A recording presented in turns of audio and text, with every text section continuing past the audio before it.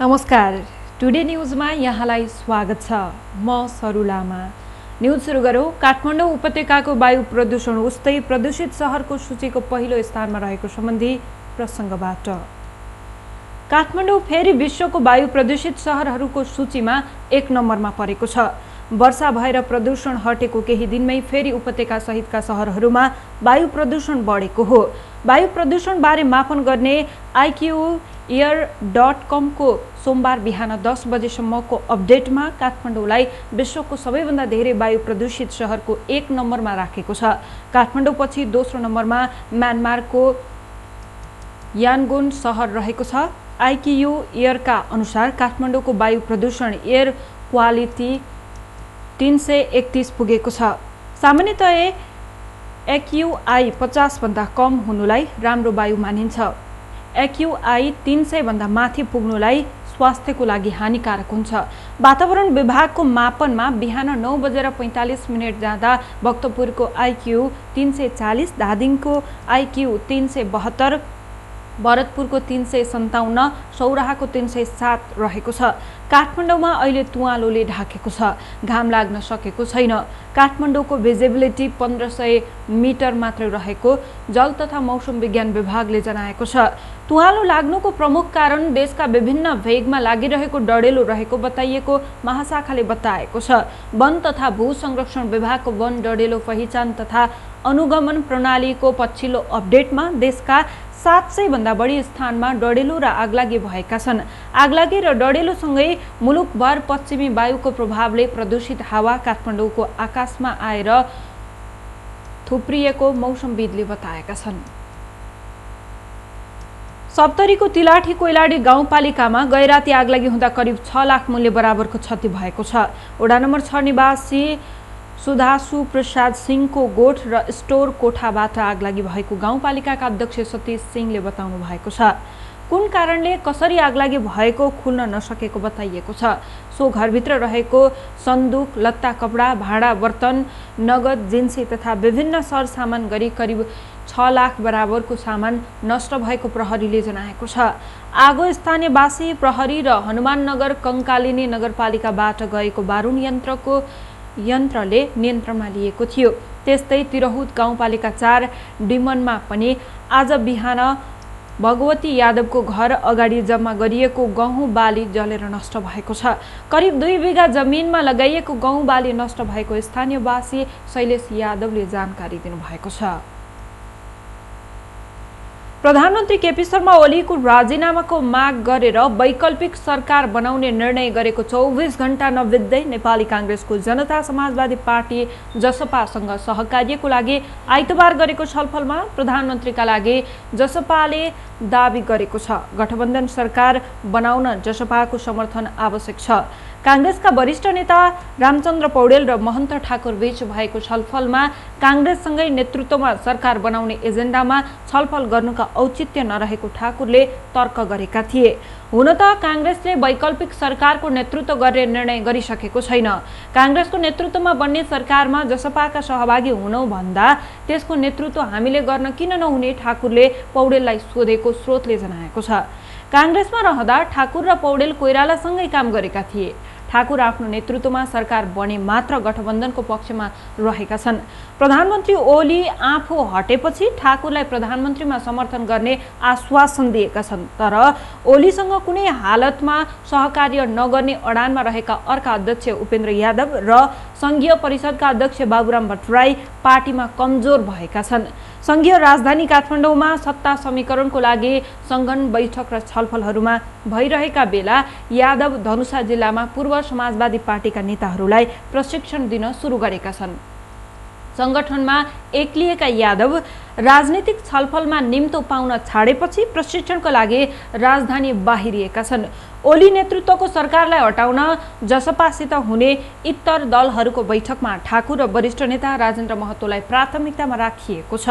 जसपाले सरकारको नेतृत्व दाबी गरिरहेको बेला प्रधानमन्त्रीका रूपमा पहिलो नाम महन्त ठाकुर र दोस्रो नाम बाबुराम भट्टराईको आउने गरेको छ। प्रधानमन्त्रीको रूपमा यादव अन्य कुनै दलको रोजाइमा परेका छैनन्। प्रधानमन्त्री ओलीले ओलीले अपमानपूर्ण ढङ्गबाट यादवलाई मन्त्रीबाट हटाइएपछि दुवै बीच तिक्तता बढेको छ।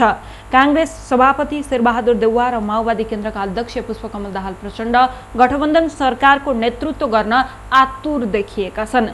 भेटमा ठाकुरले गठबन्धन सरकार भन्ने तर पहिल्यै आफ्नो दलको नेतृत्वमा भनेर निर्णय गर्ने भनेर असन्तुष्टि जनाएको उच्च स्रोतले जनाएको छ। ठाकुरको आशय गठबन्धन सरकारको नेतृत्वमा आफ्नो पार्टीको पनि दाबी रहन्छ भन्ने थियो। ओलीसँगको वार्तामा पनि ठाकुर र महतो मात्र सहभागी हुने गरेका छन्।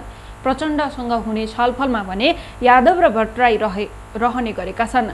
गठबन्धन सरकारको विषयमा भएको छलफलमा ठाकुरले राजपाको नेतृत्वमा बनाउनु पर्ने बताएको स्रोतले जनाएको छ। जसपा सांसद राजकिशोर यादव सरकारको नेतृत्वमा आफूहरूको दाबी स्वाभाविक मानिन्छ। संसदमा कुनै पनि दलको बहुमत नभएको भन्दै उनले भने जसपाको नेतृत्वमा सरकार एउटा विकल्प हो। संसदको चौथो ठूलो दलको जसपा हो। सबभन्दा ठूलो दल एमालेको 121 सांसद रहेका छन् भने कांग्रेसका 61, निलम्बनमा परेका 2 बाहेक र माओवादी केन्द्रका 49 4 जना एमाले प्रवेश गरेका बाहेक सांसद रहेका छन्। जसपाको 32 2 निलम्बित बाहेक र सांसद रहेका छन्। यद्यपि सरकार गठनका लागि चाहिने बहुमत 138 पुर्याउनु एमाले वा कांग्रेस माओवादी केन्द्र दुवै गठबन्धनलाई जसपाको साथ अनिवार्य चाहिन्छ। पत्रकार महासंघ धनुषाको नयाँ नेतृत्वका लागि 7 जना उम्मेदवारहरूले अध्यक्ष पदमा उम्मेदवारी दर्ता गराएका छन्। महासंघको नयाँ नेतृत्वका लागि उम्मेदवारी दर्ता गराउने दिन आइतबार अध्यक्ष पदका लागि 7 जनाले उम्मेदवारी दर्ता गराएका हुन्। अध्यक्ष पदमा श्रीनारायण शाह, अर्जुन छेत्री, धर्मेन्द्र झा, नित्यानन्द मण्डल, राजन सिंह, मनिका झा र पूरण शाहले उम्मेदवारी दर्ता गराएको निर्वाचन समितिले जनाएको छ। नेपाल पत्रकार महासंघको यही चैत 25 गते बुधबार पहिलो पटक प्रत्यक्ष निर्वाचन प्रणालीको आधारमा निर्वाचन हुन लागेको छ। कोरोना संक्रमण फैलिने खतरा बढेपछि स्थानीय प्रशासनले भक्तपुरको प्रसिद्ध बिस्केट जात्रामा यस वर्ष पनि रोक लगाएको छ। स्थानीयले बिस्केट जात्रामा तानिने रथ निर्माणको काम जारी राखेको बेला स्थानीय प्रशासनले जात्रामा रोक लगाउने निर्णय गरेको हो। प्रमुख जिल्लाधिकारी प्रेम प्रसाद भट्टराईले लिङ्गो ठडियाउने र रथ तान्ने काम गर्न रोक लगाएको जानकारी दिएको छ। प्यागोडा शैलीको 3 तले ग्लो भैरवको रथलाई सयौं व्यक्तिहरूले दुवैतिरबाट तान्नु बिस्केट जात्राको मुख्य आकर्षण हो। बिस्केट जात्रामा उपत्यकाका काठमाडौँ, ललितपुर र भक्तपुरका साथै आसपासका जिल्लाका हजारौं व्यक्तिहरूको सहभागिता रहने गर्दछ। सो भिडले कोभिड-19 को संक्रमण फैलिन गई भयावहको अवस्था सिर्जना हुन सक्ने सम्भावना रहेकाले यस वर्षको बिस्केट जात्रामा पुजारीलाई मात्र राखेर पूजा गर्ने तथा रथ तान्ने र लिङ्गो ठडियाउने काम गत वर्ष जस्तै नगर्ने प्रमुख जिल्ला अधिकारी भट्टराईले बताउनु भएको छ। गत वर्ष पनि कोरोना संक्रमणको कारण स्थानीय प्रशासनले बिस्केट जात्रामा रोक लगाएको थियो। 8 दिन 9 रातसम्म मनाइने बिस्केट जात्रा यस वर्ष चैत 28 गतेबाट सुरु हुँदैछ। गृह मन्त्रालयले औद्योगिक प्रयोजनका लागि उद्योगमा आवश्यक तेजाब एसिड सहितका घातक रसायनको विवरण माग गरेको छ। उद्योगहरूले आवश्यक रासायनिक पदार्थको नाम, रासायनिक संकेत, वार्षिक परिणाम सहितको विवरण 7 दिनभित्र मन्त्रालयमा पेश गर्नुपर्ने भएको छ। मन्त्रालयले आइतबार सूचना जारी गरी यस्ता पदार्थ आवश्यक पर्ने भए पूर्व स्वीकृति लिनुपर्ने कानुनी व्यवस्था रहेको स्पष्ट पारेको छ।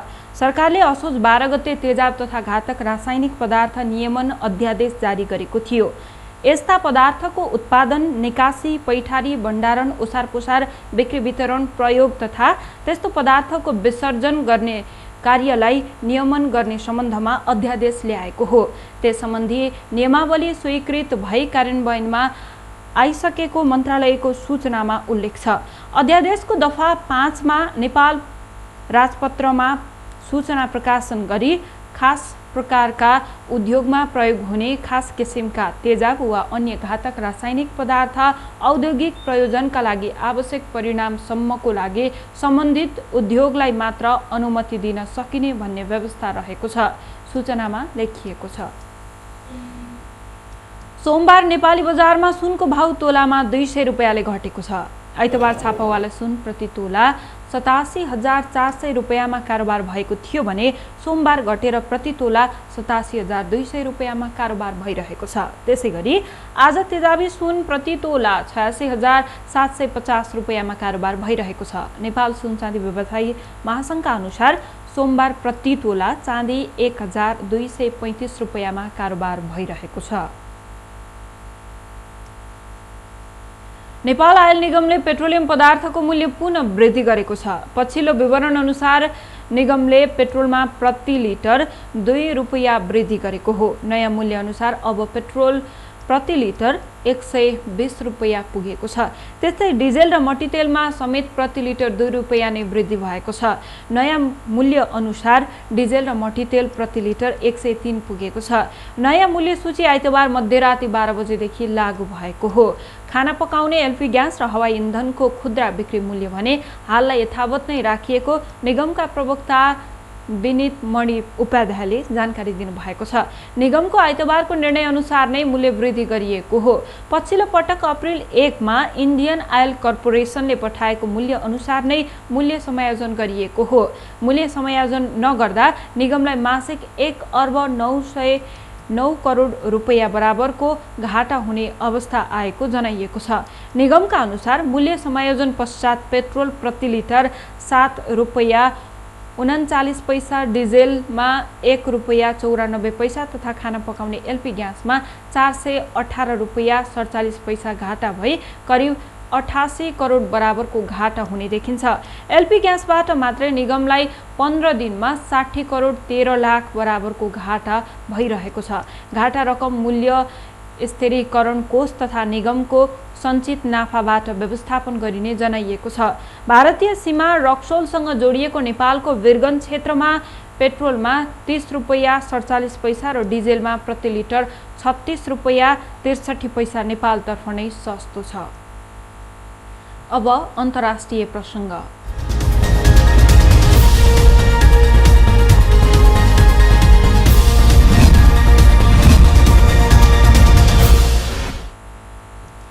कोरोना संक्रमण तीव्र रूपमा फैलिएपछि भारतको महाराष्ट्र राज्यमा कर्फ्यू र लकडाउनको घोषणा गरिएको छ। रातको समयमा कर्फ्यू लगाइने जनाइएको छ। राति 8 बजेदेखि बिहान 7 बजेसम्म कर्फ्यू लगाइनेछ। नागरिकलाई घरबाट ननिस्किन भनिएको छ।